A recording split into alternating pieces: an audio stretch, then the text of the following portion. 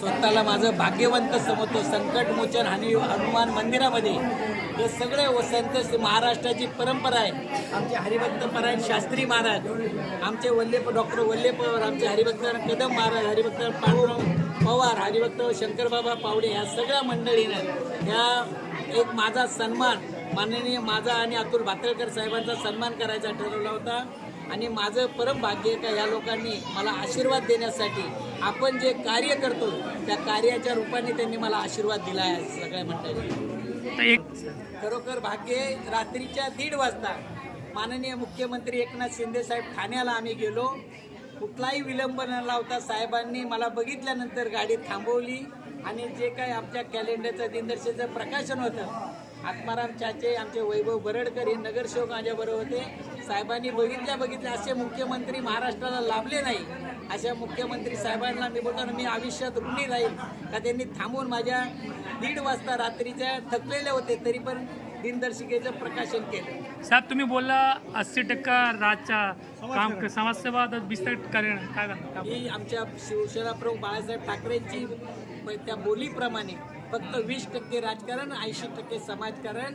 आणि मी देखील नगरसेवक असल्या कारणाने मी या लोकांची सेवा करायला मला भाग्य भेटतंय.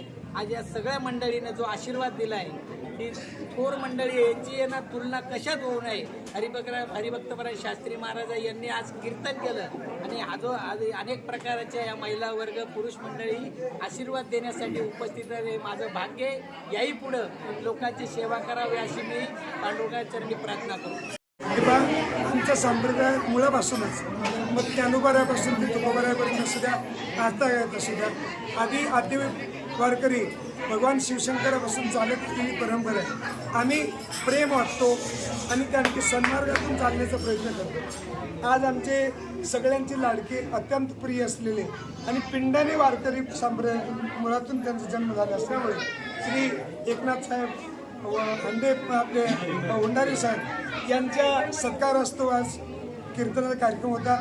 त्या कीर्तनाच्या माध्यमातून आम्ही समाजाला त्यात साहेबांना आम्ही प्रार्थना विनंती केली की आपण एकजुटीने चालूया. आपला धर्म, आपला देश जर एकजुटीने चालला तर जगामध्ये आपण विश्वगुरू व्हायला आपल्याला उशीर लागणार आहे. आता होतोच आहोत आणि पुढे राहू.